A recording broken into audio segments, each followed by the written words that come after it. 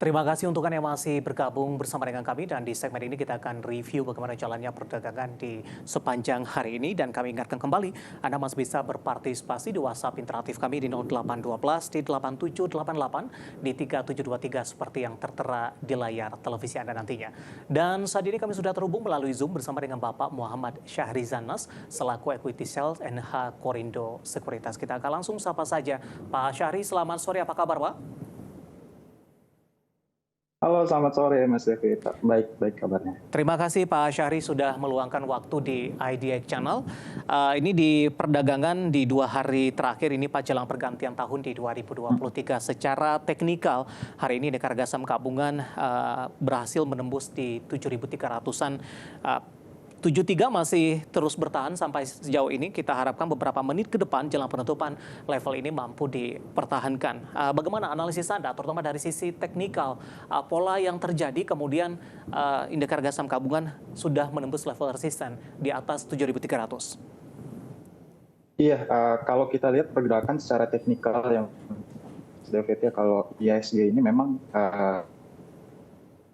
kemarin itu justru kecenderungannya karena terbentuk salah satu candle yang namanya Gravestone Doji Candle gitu ya. Jadi ada long upper shadow candle yang cukup besar kemarin. Jadi untuk hari ini lebih kepada peningkatan volumenya itu rotasi sektoral aja sih. Kalau dilihat memang melihat flow asing yang begitu masif ya di minggu-minggu terakhir, bahkan di beberapa hari terakhir menuju di 2024 ini memang nampaknya masih menyasar kepada saham-saham yang big cap ya. Dalam hal ini memang big bank juga yang disasar gitu ya. Nah, kalau kita lihat berdasarkan 10 tahun terakhir memang di Desember itu memang cukup punya probabilitas yang positif gitu ya, karena memang kalau berkaca dari tahun lalu, kalau tahun lalu kita mengalami penurunan karena isu geopolitik dan lain sebagainya kan. Kalau di tahun ini itu kecenderungannya window dressing ini nampaknya terjadi gitu ya. Kalau dilihat dari pergerakan selama kurun waktu year to date aja, indeks itu sudah cukup tinggi ya, penguatannya itu di level di 2%-an gitu ya, penguatan di 5% maksud saya untuk indeksnya sendiri. Jadi kalau dilihat memang indeks untuk sampai dengan penghujung di Desember ini memang akan ditutup positif harusnya. Baik, level all time high indeks harga saham gabungan di 7377 kalau tidak salah ini Pak Syahri. Dengan menyisakan 1 hari perdagangan besok ini Anda melihat kemana arah pergerakan indeks harga saham gabungan? Iya, kami dari tim NH Korindo gitu ya, tim risetnya gitu, kita melihat bahwa base skenario untuk indeks di tahun ini itu kurang lebih akan bertengger di 7355. Memang all time-nya di 7377, cuman memang kalau kita lihat lagi dengan info asing yang begitu masif, jika kita berkaca di periode tahun lalu bahkan di 2 tahun sebelumnya, net info yang terjadi di market saham kita itu tidak begitu besar untuk menopang pergerakan indeks, walaupun memang kalau kita berkaca ke pasar obligasi gitu ya, bond kita itu infonya cukup triliunan rupiah gitu ya, puluhan triliun inflow yang terjadi di bond market gitu. Cuman memang yang terjadi di equity market ini nampaknya memang masih kecenderungannya masih sepi gitu ya kalau dari sisi inflow asing. Nah, kalau dari sisi transaksi harian gitu ya, transaksi harian aja hari ini hanya berkisar di 8,16 triliun Mas David. Jadi kalau kita lihat dengan itu kisaran 13 triliun. Jadi alhasil memang periode ini itu memang hari ini khususnya itu memang masih sepi ya untuk indeks. Cuma memang yang masih ramai di trading kan bahkan diinvestasikan itu memang mereka pelaku pasar yang melihat big bang ini gitu ya dalam hal ini gitu Mas David. Baik, tadi Anda katakan rotasi sektoral terjadi ketika hari perdagangan sebelumnya saham-saham Prayogo Pangestu ini lagi-lagi menjadi penopang. Hari ini beberapa sahamnya justru bergerak di zona merah. Nah, kalau kita berbincang dari beberapa perbankan big cap yang hari ini menguat ini Pak Syahri, langsung saja saya mau ke BBRI terlebih dahulu. Hari ini sempat menembus ke level all time high-nya di 5750. Bagaimana Anda melihat secara teknikal penguatan yang terjadi hari ini, kemudian lanjutan penguatan paling tidak di awal tahun 2024 mendatang? Iya, kalau BBRI sebenarnya ada isu dari dari sisi dividen ya Mas David ya. Karena memang walaupun memang kalau kita hitung berdasarkan tertingginya hari ini itu ada di 5750. Jika kita hitung dengan pembagian dividen Rp84 per lembar saham itu akan ketemu yieldnya kurang lebih di 1,46%. Ini angka ini sebenarnya atau dividen hunter ini memang ada yang mencari kenaikan dari sisi yieldnya juga gitu ya. Nah kalau dari sisi pergerakan secara teknikal sih memang si BBRI ini kondisi sekarang masih dalam slope yang cukup positif. Jadi dengan kata lain trennya masih cukup positif walaupun memang sekarang itu masih cukup riskan karena memang aksi dividen yang terjadi besok after X date itu kurang lebih itu akan terkoreksi sebesar daripada yield yang dibagikan. Tapi hopefully dengan penguatan BRI saat ini gitu ya, dengan support yang paling kuat itu memang di level 5.650 ya. Jika terbreak area situ, alangkah lebih baik kita tunggu terlebih dahulu sehingga momentum kembalikan arahnya atau melanjutkan tren induknya ini kurang lebih bisa berlanjut gitu, Mas David. Oke, analisis untuk BBRI yang hari ini menjadi penggerak dan sempat menembus all time high-nya di 5750. Kita beralih ke saham perbankan lainnya untuk BMRI, Pak. Hari ini juga menguat cukup signifikan di atas 2% di 6125. Pak Syahri, untuk BMRI.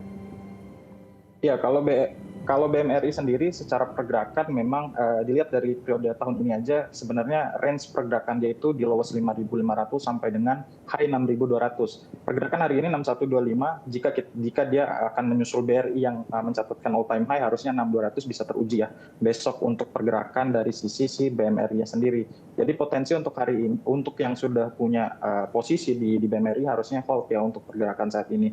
Kalau dari sisi slope pergerakan ini posisinya slope-nya masih positif atau trennya masih cukup positif dalam jangka pendek. Jika kita ukur dari 8 Desember itu penguatannya juga sudah cukup signifikan gitu ya. Jadi momentum untuk taking profit berjangka gitu ya, maksudnya kita taking profit bertahap itu juga dianjurkan. Tapi untuk keseluruhan BMRI ini akan bisa menguji 6.200. Baik, dari BMRI kita akan coba beralih ke perbankan big cap lainnya, Pak Syahri, terutama untuk BBNI. Secara intraday hari ini sempat menyentuh di level 5.400. Apakah ini juga level tertinggi pasca stock split yang dilakukan oleh perseroan? Ya, kalau kita sandingkan memang ketiga bank ini, salah satu yang paling lagging itu adalah BNI, Mas David, secara teknikal pergerakannya. Kalau BMRI dan BRI sudah running, BNI ini cukup lambat ya pergerakannya, jadi agak lagging. Kalaupun dari sisi tren itu memang masih cukup kuat, dia juga berada di atas moving average 50 bahkan moving average 5 harinya. Jadi pergerakan saat ini jalan juga dengan posisi volume yang cukup tinggi, net buy asing juga cukup masif ya, kemarin sampai di 26,45 bioan. Jadi harusnya untuk posisi BNI kita hold terlebih dahulu 5425 sebagai highest kemarin itu bisa dijadikan Baik, Pak Syahri, sebagai target di minggu lalu. Oke, Pak Syahri, kita coba beralih ke perbankan big cap yang terakhir, ada BBCA, Pak. Dorongan dari BBCA hari ini tidak terlalu cukup signifikan. Tadi lebih cenderung bergerak flat, namun di penutupan sesi kedua tiba-tiba ini mengalami penguatan ke 9.400. Bahkan intraday-nya tadi sempat ke 9425. Nah, bagaimana analisis Anda terhadap BBCA secara keseluruhan atau dominannya hari ini tidak seirama dengan tiga perbankan BUMN ini? Iya, kalau secara major trade memang kalau dilihat BCA ini memang posisinya flattening ya kalau dilihat dari sisi chartnya. Cuman memang dalam jangka pendek sejak dari recovery yang terjadi di 13 Desember lalu memang penguatan sudah mencapai 8%-an. Jadi alhasil memang rawan untuk profit taking terlebih dahulu ya untuk BCA-nya sendiri.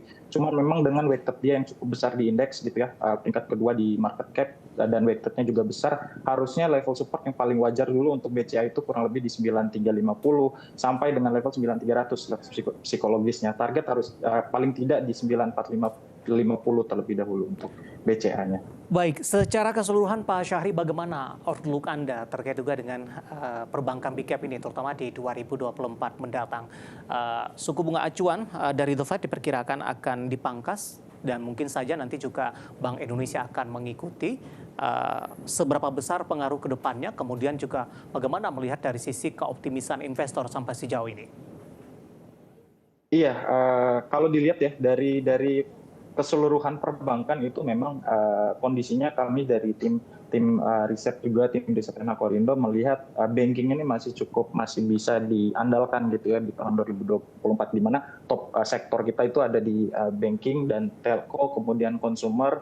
Nah itu bisa juga menjadi salah satu pilihan di tahun 2024. Sebenarnya tahun 2024 ini ada beberapa katalis yang bisa dibilang positif, bisa dibilang juga uncertainty-nya masih bisa juga dilihat gitu ya. Kemudian dari sisi global itu kan masih The Fed itu mengatakan bahwa memang di Januari ini kemungkinan tidak akan ada aksi kenaikan suku bunga. Nah itu juga yang bisa menjadi secerca harapan untuk indeks kita juga melaju lebih kencang lagi, karena memang window dressing di Januari juga ada January effect gitu ya. Kita lihat aja untuk beberapa big cap ini, dalam hal ini big bank juga turut serta memperkuat indeks gitu.